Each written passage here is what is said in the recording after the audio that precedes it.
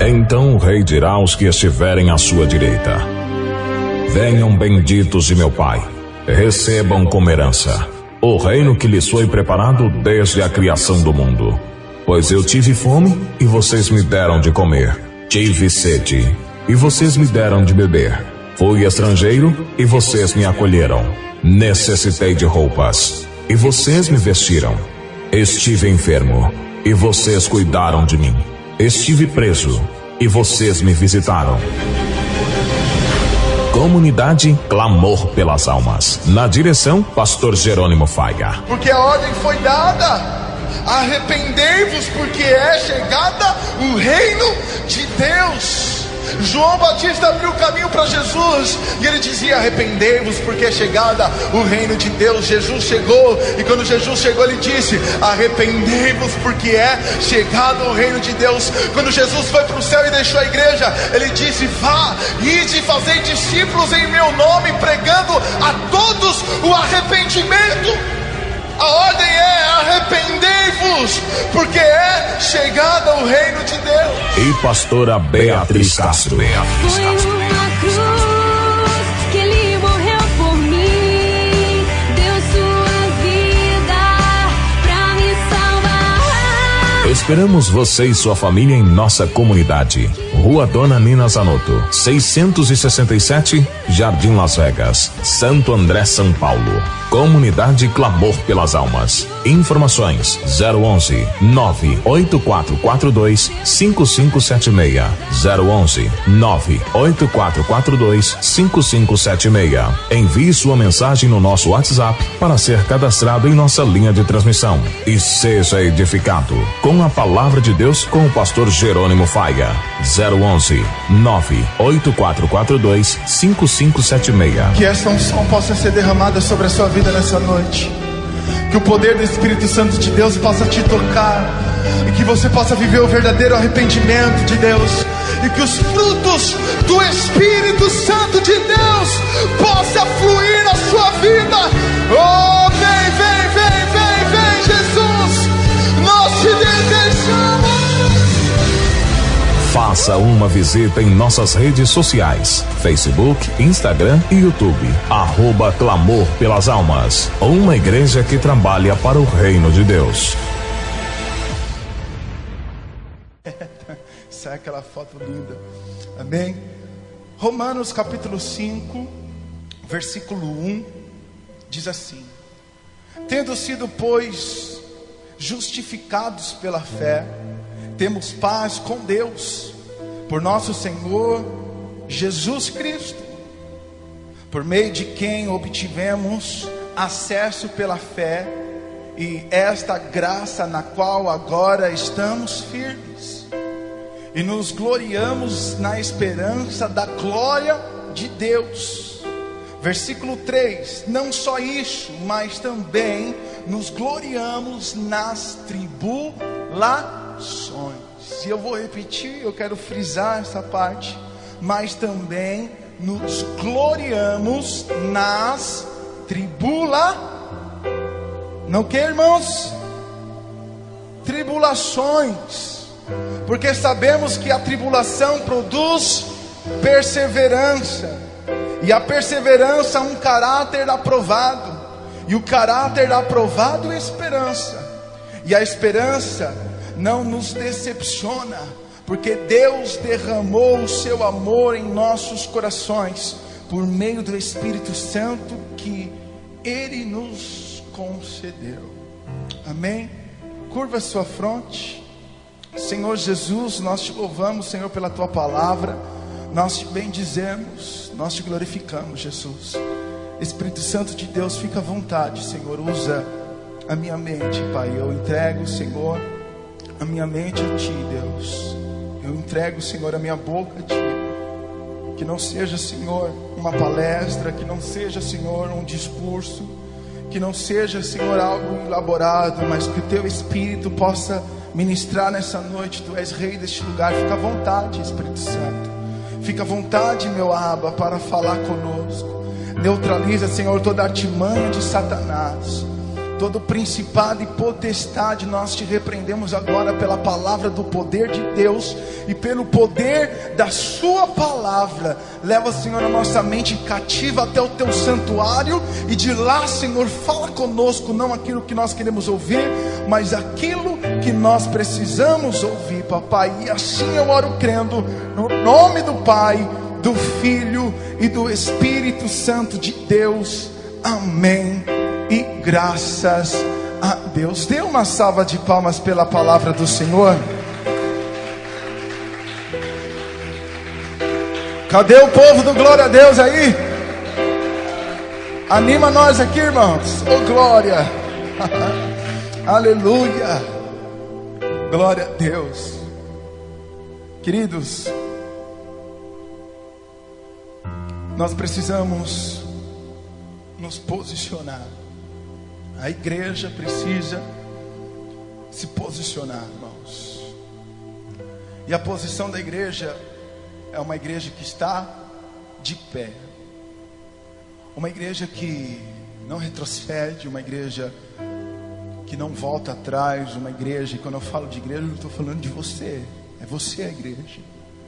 De uma igreja que foi e é constantemente lavada e remida pelo Espírito Santo de Deus, pela glória de Deus, pelo poder de Deus. Uma igreja irrepreensível, uma igreja que não tem que se envergonhar. Essa igreja é a igreja que está de pé, é uma igreja que está em um posicionamento, está posicionada. E quando eu conheço o meu lugar, quando eu entendo a posição que eu preciso estar, quando conhecemos a nossa posição, e a sua posição é uma igreja de pé, a igreja que amadureceu, a igreja que é chamada de filho, uma igreja que não busca mais os presentes, mas busca a herança, que não busca os benefícios, mas que está vivendo por um galardão. A palavra de Deus fala que os homens da fé, desde Abraão, Isaac, Jacó, os homens da fé, os homens que caminharam pela fé, que pela fé conseguiram fugir do poder do fogo, do fio da espada. Eles não buscaram algo dessa terra, mas eles buscaram algo maior, e eles acreditavam no seu galardão. O galardão fala das obras a qual nós realizamos, ou seja, o meu posicionamento vai me levar a um amadurecimento ao qual eu vou receber a herança de Deus. E essa herança não está na terra, essa herança está no céu. Por isso que a palavra de Deus nos diz: não ajuntei tesouros na terra, não acumuleis tesouro na terra, mas antes ajunteis, ou seja, acumula o tesouro no céu, porque lá o ladrão não pode roubar, lá o ladrão não pode defraudar, lá a traça não pode consumir, nem o ferrugem estragar. Esse tesouro é o nosso galardão, é a coroa que nós vamos receber naquele dia. Por isso que a igreja precisa se posicionar. E homens que entenderam o seu destino, homens que entenderam o seu posicionamento, ele tem uma mente que não se ofende mais. Ele tem uma mente que não tem medo do sofrimento. Uma mente que não está preocupada com as coisas terrenas, mas está preocupada com as coisas celestiais. Romanos capítulo 8, versículo 28 está dizendo: sabemos que Deus age em todas as coisas para o bem daqueles que o amam. Deus, Ele trabalha em favor daqueles que o amam. Ele age em favor daqueles que o amam, dos que foram chamados de acordo com o seu propósito. E esse versículo ele finaliza dizendo: aqueles que foram chamados de acordo com o seu propósito. Fomos chamados de acordo com o propósito de Deus. Você tem um chamado com aquilo que Ele chamou você para fazer. Existe algo destinado para você, existe algo preparado para você, predestinado para você, um plano de Deus na sua vida. E você precisa fazer o que precisa ser feito. Você precisa entender que nós fomos chamados de acordo com o propósito de Deus, e não com o nosso propósito, e não com a nossa vontade, e não com o nosso jeito. Não queira fazer aquilo que você não foi chamado para fazer. Não queira fazer o que você não foi chamado para fazer. Porque eu entendo que a ação de Deus em nossas vidas está no quanto amamos a Deus. O quanto você ama a Deus é o tanto que Ele vai se mover na sua vida. Eu entendo que a ação de Deus nas nossas vidas está no quanto nós amamos, o quanto eu estou disposto a renunciar para ser aprovado, o quanto eu estou disposto a renunciar para que o meu amor seja aprovado. O nosso amor precisa ser aprovado. O nosso sentimento, o nosso coração, ele precisa ser aprovado. Por isso que em Coríntios, o apóstolo Paulo, ele está dizendo que toda obra, seja ela de ouro, de prata e de pedras preciosas, ou de madeira ou de feno, será levada ao fogo para ser aprovado. Ou seja, Deus, ele vai provar o nosso amor. Ele precisa provar o nosso amor. E o diagnóstico do nosso amor está aonde nós conseguimos renunciar. O quanto você consegue renunciar da sua própria vida para viver os propósitos de Deus, para viver aquilo que Ele designou a você, a responsabilidade que Ele deu para você, a responsabilidade que Ele deu para nós. E o único propósito da sua vida é para que você possa viver o propósito dele. Isaías, a palavra de Deus está dizendo: eu sei o pensamento que eu tenho sobre vós, um pensamento bom, um futuro reservado para você, de prosperidade. E Ele está falando que os caminhos do Senhor é mais alto que os nossos caminhos, e os pensamentos deles é melhor do que o nosso pensamento. Assim como os céus é mais alto do que a terra, também é assim os pensamentos de Deus, os planos e os projetos de Deus para a sua vida. E nós queremos viver o nosso projetinho de vida, e nós queremos correr atrás, e muitas vezes nós estamos que nem Sansão, no moinho rodando, e não sai do lugar. Sansão teve um chamado de libertar o povo dos filisteus, destruir o povo filisteu. Teve essa incumbência, essa responsabilidade, mas por um momento do chamado de Sansão, ele se desviou do propósito e ele ficou rodando, cego, sem visão, sem destino. Ficou rodando a moinha, até que na sua morte ele destruiu todos os filisteus. E ele matou mais filisteus na morte do que na vida. Sabe por quê? Porque se você não tem um propósito para morrer, você também não terá um propósito para viver. E qual é o propósito da sua vida? O propósito da minha vida, pastor, é ganhar muito dinheiro e sustentar a obra de Deus. Glória a Deus, que você seja um empresário bem sucedido, ganhe muito dinheiro. Pastor, o propósito da minha vida é me tornar um missionário, é me tornar um pastor. O propósito da minha vida é abrir mão de muitas coisas que eu possa conquistar para estar no lugar devido aonde Deus me chamou. Sabe qual vai ser a maior frustração de nós quando chegarmos no céu? É quando Ele pegar a nossa vida e levar ao fogo para ser aprovado. E quando estiver lá no fogo sendo aprovado, Ele vai dizer para você: eu te chamei Eu te chamei para você ser um pastor e você quis ser um empresário. Cadê as almas que eu confiei a você? Aí vai chegar lá um empresário e vai falar: olha, aqui estão minhas obras, eu investi assim. E ele falou: mas eu não te chamei para ser empresário, eu te chamei para ser o pastor, o missionário. A nossa maior frustração quando chegar lá no céu vai ser o que nós vamos apresentar para Deus. A pior coisa é você trabalhar no lugar errado. A pior coisa é você estar no lugar errado, onde você não foi chamado para estar. Por isso que nós precisamos identificar o nosso chamado.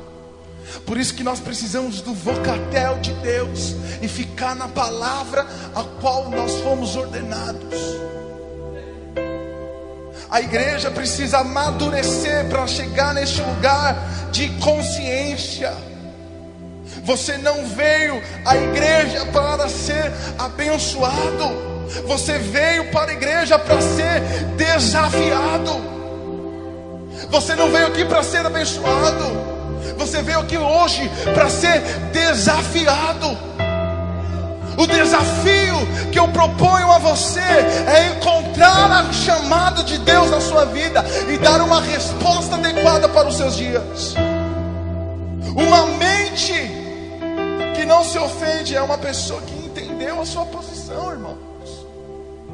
É uma pessoa que está no seu chamado, está respondendo o seu chamado. Sabe que tudo que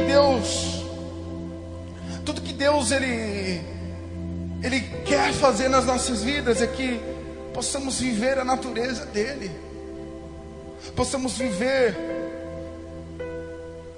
a ciência dele, a sabedoria de Deus. Por isso que tudo que acontece coopera para o bem daqueles que o amam, mesmo quando ela está passando por um lugar de sofrimento. Porque o sofrimento, ele vai nos levar para o propósito. Tiago, capítulo 5, versículo 10. O apóstolo está dizendo: irmãos, tenha os profetas que falaram em nome do Senhor como exemplo de paciência diante do sofrimento. Os profetas que anunciaram, que falaram a respeito do propósito de Deus, que falaram a respeito de Jesus, da sua redenção, a respeito da salvação, a respeito daquele que reinaria sobre todos e sobre tudo. Esses profetas que falaram em nome do Senhor, nós precisamos olhar para a vida deles e ter a vida deles como um exemplo de paciência diante do sofrimento. Quem vive o Evangelho deve ser o exemplo, irmãos, de paciência diante do sofrimento, diante das dores, diante das dificuldades. Nós precisamos ser exemplos. O problema é que a igreja hoje quer se relacionar com Deus para conquistar. O problema é que a igreja hoje quer vir para a igreja para receber.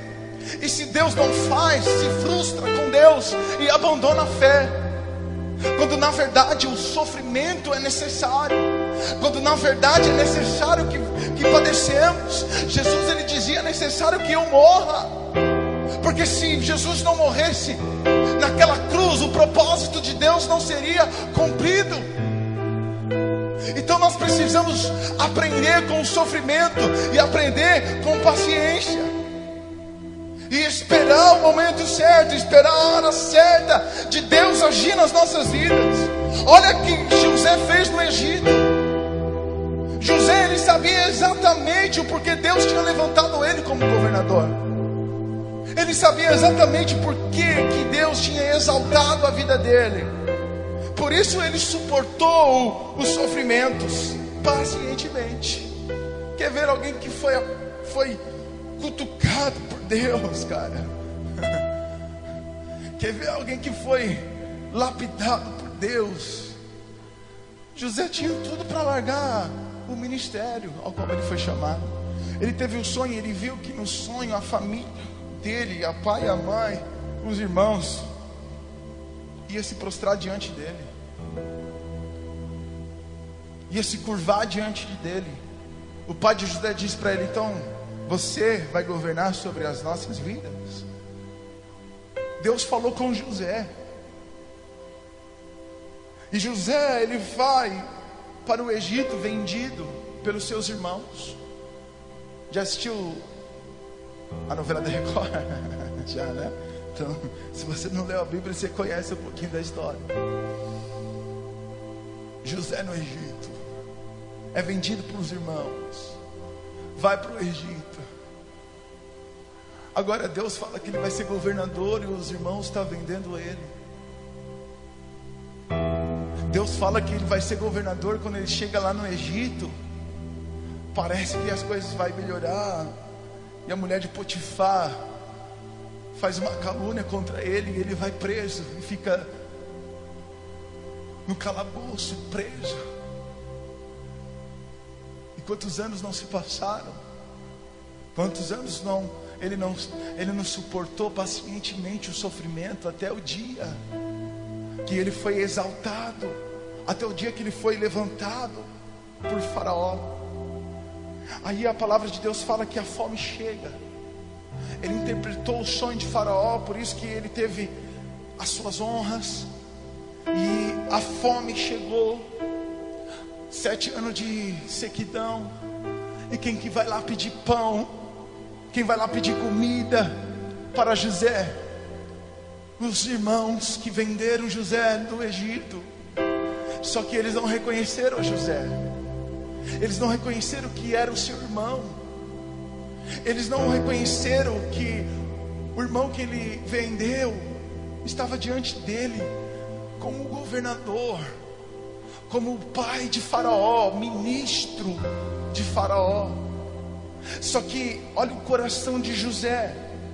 O coração de José, quando os seus irmãos chegaram mais perto dele, ele disse para os seus irmãos: olha, eu sou o José. Eu sou o José que vocês venderam lá no deserto. Eu sou o irmão de vocês. Quando eles se aproximaram e viram que era José, José lhe declara dizendo: olha, não se preocupe, vocês me venderam para o Egito, agora não se afligem mais os vossos corações, não se recriminem, não se acusem. O coração de vocês está sofrendo, está doloroso, está com amargura na alma.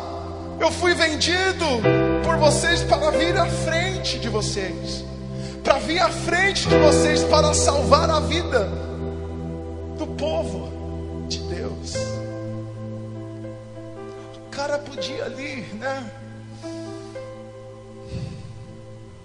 cantar o sabor de mel. Quem me viu pela prova e não me ajudou agora, você vai se arrepender, não é? Podia falar da roda gigante, uma hora está por cima, outra hora você está por baixo.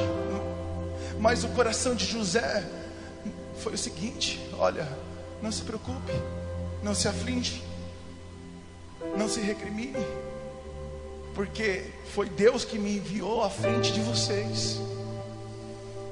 Foi Deus. Eu posso fazer um paralelo quando Jesus estava na cruz, dizendo para aqueles que estavam crucificando ele: Pai, não imputa esse pecado sobre eles, porque eles não sabem o que estão fazendo. Também era assim os irmãos de José, eles não sabiam o que estava fazendo, mas estava sendo usado para o propósito de Deus. As pessoas que crucificaram Jesus estava sendo usado para o propósito de Deus, que era Jesus na cruz.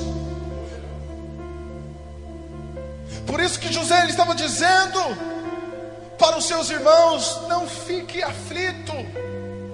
Gênesis capítulo 45, versículo 7.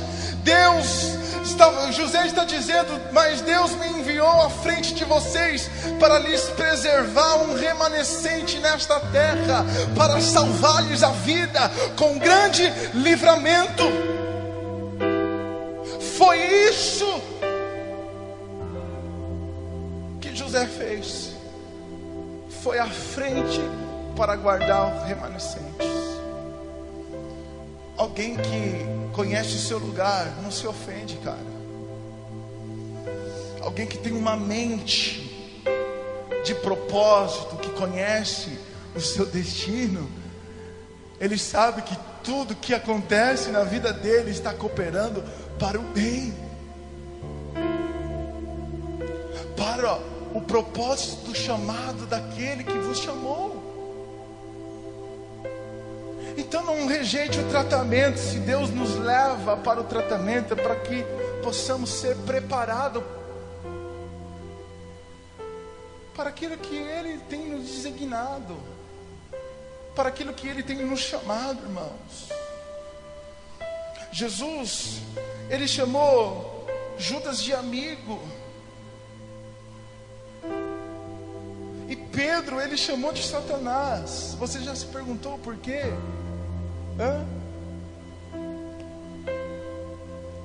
Pedro, ele tem uma revelação de Cristo. Pedro, ele fala que Jesus era o Messias, e Jesus não tinha comentado para os seus discípulos isso.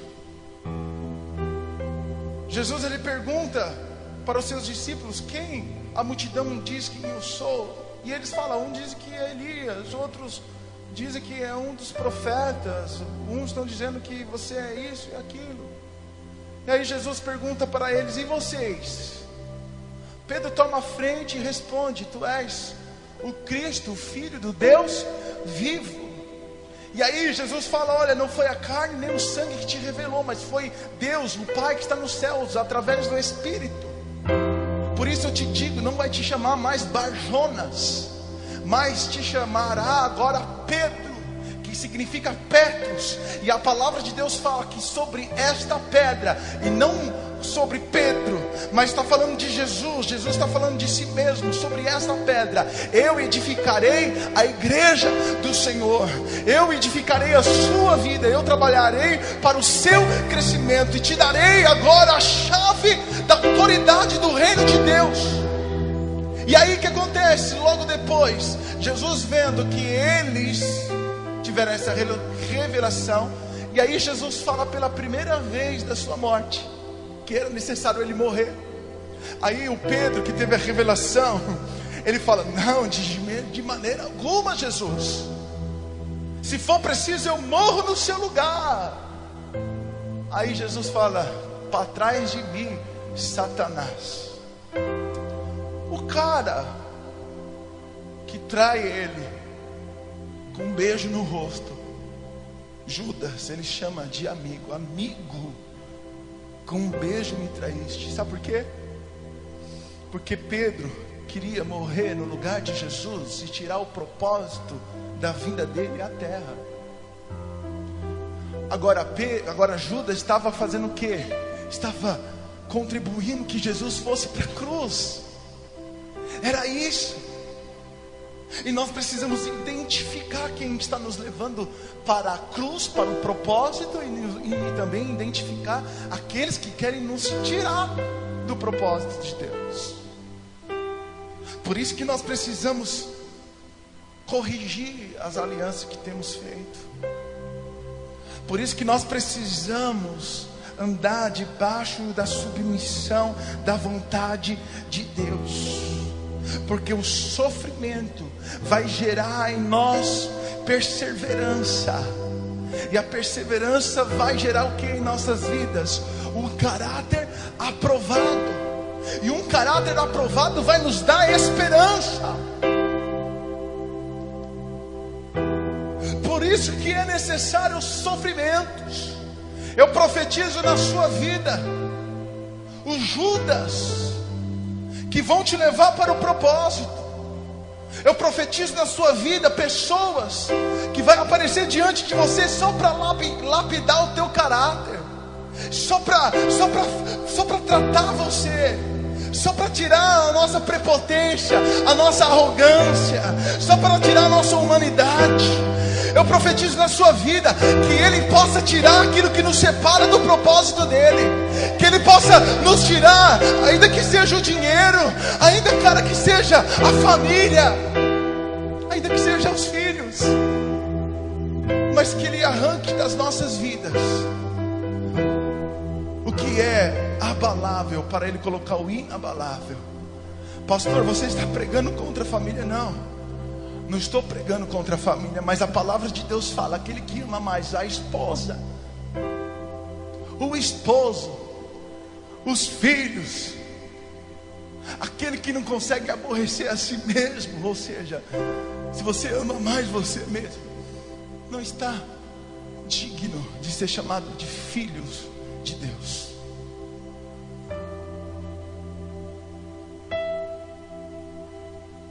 Que Ele possa arrancar tudo que ainda é inabalável nas nossas vidas, para que o inabalável de Deus venha sobre nós. Paulo, ele dizia: nós nos gloriamos na esperança da glória de Deus. Não só isso, mas também nos gloriamos nas tribulações. Cara, se gloriar em Deus apenas no que Ele pode fazer é muito pouco. Era isso que o apóstolo Paulo está dizendo. Ele estava dizendo exatamente isso: nos gloriamos na esperança da glória de Deus. E não apenas nisso, mas também nos gloriamos no sofrimento. É bom testemunhar as vitórias que conquistamos, que obtivemos através da glória de Deus. Não é bom? Não é gostoso? Não é gostoso você vir aqui e dar um testemunho? Estava passando por uma grande tribulação, um grande problema, uma grande dificuldade, e agora Deus, Ele veio com abundância. Isso é gostoso e nos gloriamos em Deus. E isso é bom, isso não é errado, mas só isso é muito pouco. Só isso é muito pouco, cara. Só isso não basta para nós. Nós também precisamos nos gloriar nas tribulações, porque nem tudo vai ser um mar de rosa, nem tudo vai dar certo, nem tudo nas nossas vidas vai ocorrer da forma que nós desejamos ou queremos. Será que você vai se gloriar nas tribulações? Será que você vai dar glória a Deus no dia do fracasso? Será que você vai se levantar como Davi?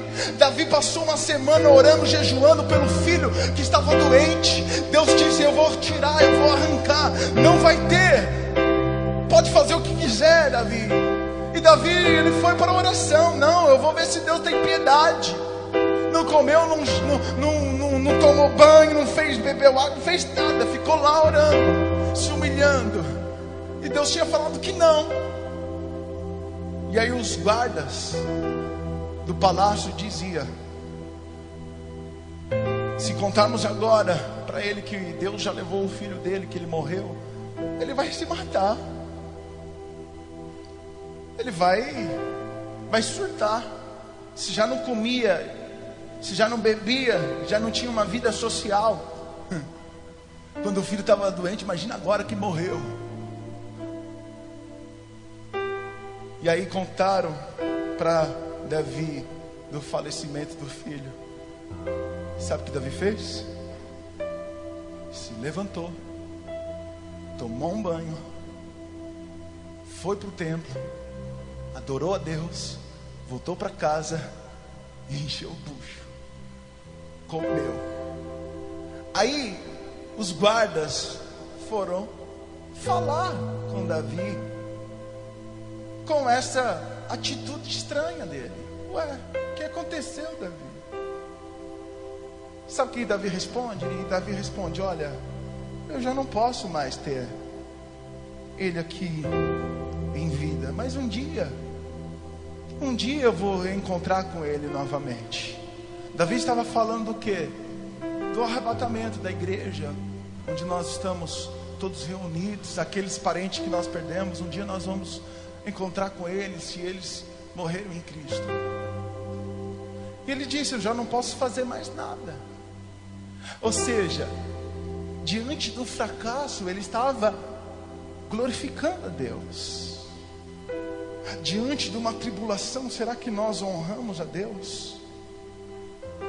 Diante dos sofrimentos, nós precisamos honrar a Deus.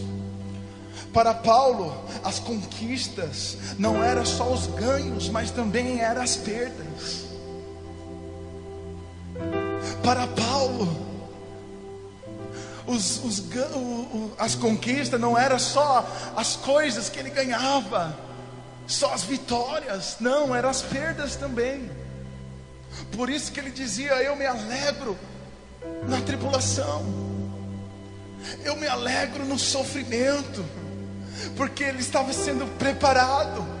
Porque diante de uma tribulação, cara, diante de um problema das nossas vidas, diante de uma dificuldade com o pai, com a mãe, com os filhos, diante de um problema social, diante de um problema financeiro, diante de qualquer problema que podemos nos deparar, nós estamos sendo lapidados, edificados e preparados por Deus. Por isso nós precisamos nos alegrar com o sofrimento. Não só isso, nós não queremos apenas as vitórias. Sabemos que a derrota também faz parte para o nosso aprendizado, oh glória. Nós precisamos crescer em Deus, cara, porque sabemos que a tribulação ela vai produzir perseverança. E a perseverança vai produzir o caráter. Sabe o que eu entendo? Eu entendo que o tempo que você está sendo atribulado é o tempo que Ele está forjando em você o caráter de Deus, para mostrar para você o quanto você precisa dele ainda. A esperança está no nosso comportamento, irmãos. A esperança está no nosso comportamento. A perseverança vai nos levar a um caráter aprovado, e o caráter aprovado vai nos levar a esperança. Ou seja, a esperança está no meu comportamento, como eu estou me comportando, como que eu sou diante de Deus, um filho imaturo ou um filho maduro? Como que você se comporta diante das dificuldades, irmãos? O seu caráter, a aprovação sinaliza Cristo em você.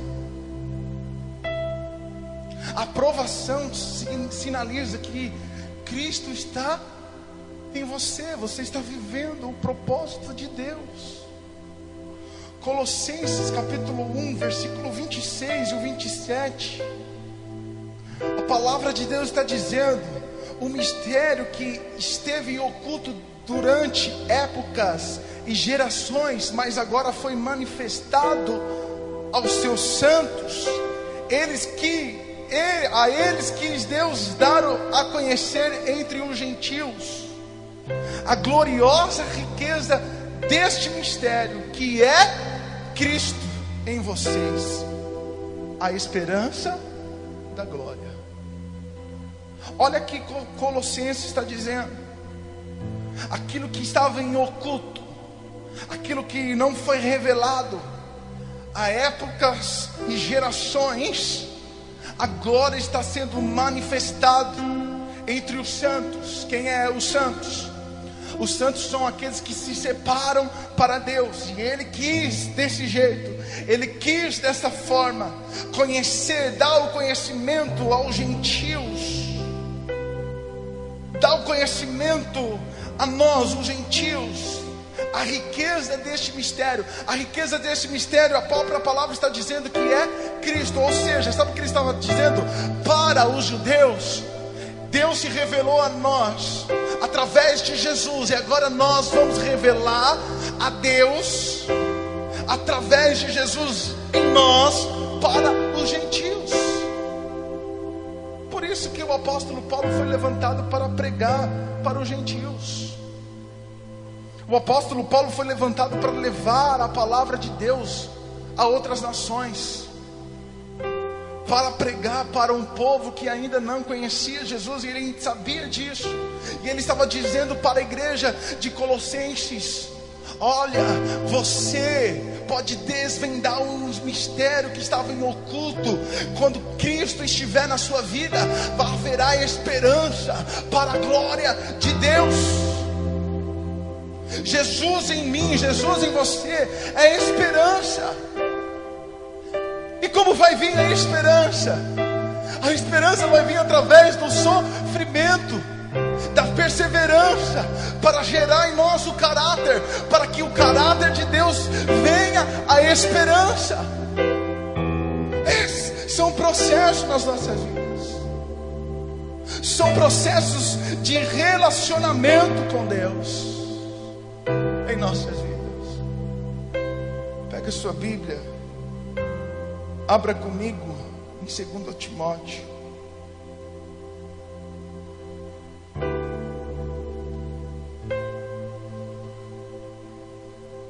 A esperança que não decepciona. O mundo põe a esperança na manifestação dos filhos de Deus. A expectativa do mundo está nos filhos de Deus. A natureza está gemendo pela manifestação dos filhos de Deus. Escute, não é os religiosos, não é os crentes, não é os evangélicos, não é os católicos, não são os espíritas, são os filhos de Deus. A terra está gemendo pelos filhos de Deus, e a esperança da glória de Deus é Jesus em nós. Essa é a esperança da glória de Deus, Cristo em você.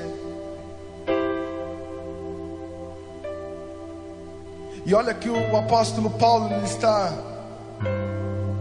falando para a igreja de Timóteo. A igreja de Timóteo não, irmãos, para Timóteo mesmo. Bem, 2 Timóteo capítulo 2 versículo 3. Eu espero você achar. E se você achar, já ponha-se de pé. Bem,